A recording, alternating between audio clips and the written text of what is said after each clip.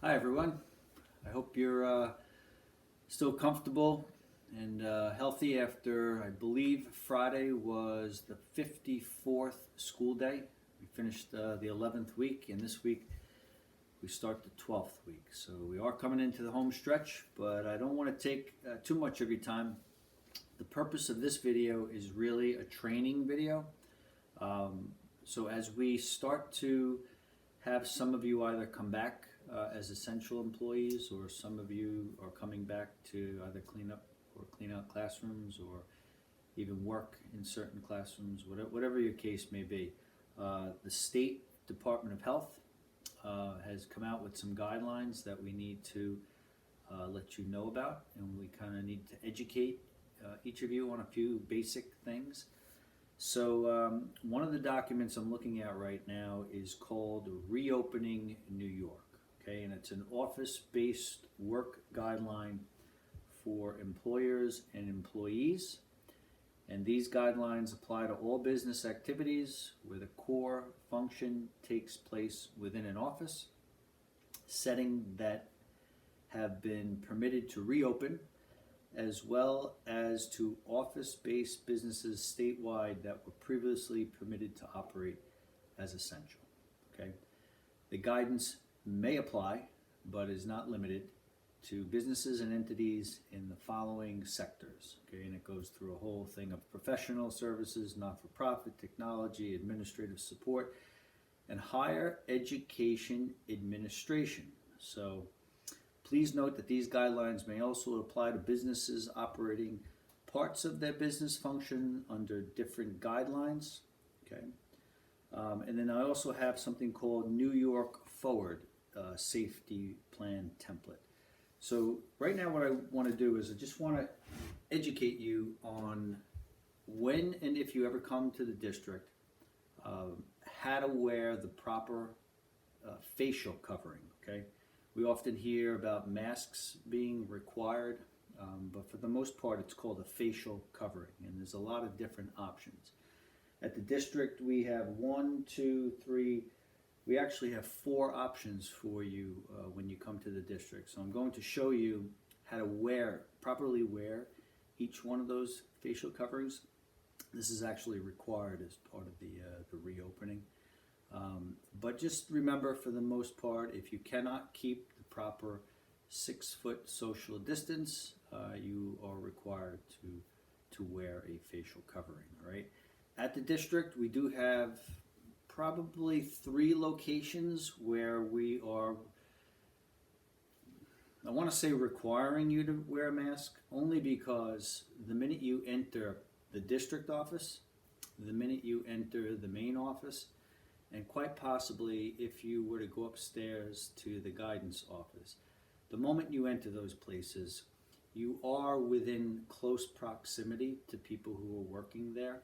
So we do have signs posted, especially on the district office, that if you're going to enter, that you please wear a facial covering, and that it covers not only your mouth but your nose. All right. There is an exception to that, which is if you have a medical condition, you don't have to wear a facial covering.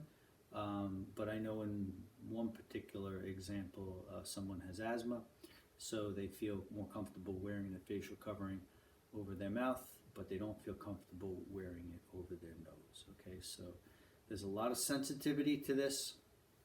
A lot of people are concerned about themselves, but they're also concerned about other people as well. So we obviously have to respect it both ways, but I think we just have to be aware of people who may have underlying conditions that might prevent them from wearing a mask properly, or at least over both their mouth and their nose. Okay, so here we go. First one, and we have these at the district. Okay, that you can, they're free. Right, we have them usually at the front desk. We got them over here at the district office. Okay, so if you notice, this one has a blue covering layered right on the front here. Okay, and on the back, it's white. So the proper way to wear this mask, okay, is over both your mouth and your nose, and you put it behind your ear without taking your eye out. Okay, and you can put it down like that. Okay, so these are to be disposed each day that you wear them. You put them in the garbage, and then We have, like I said, a supply right in the main building and at the district office too. Next mask, kind of like a cone mask, all right? A lot of people ask, how do I put this on? But I don't know if you can see it clearly. There's a little metal band up there. That metal band goes on the top, all right? So you put it over. Hopefully I'll do this without suffocating, okay? So you can put it like this, okay? I believe it would probably stay on better if you put it over your ears like that. The metal is to be pinched, all right? So it stays closer. And conforms to your face a little better, all right? See how I got it over my nose and I have it over my mouth, okay? Next one is going to be this felt mask. So we have these as well. They're a little more customizable. They've got actually 2 slits. So if you have small ears, you can use the smaller. If you have larger ears like I do, you would want to wear the larger one.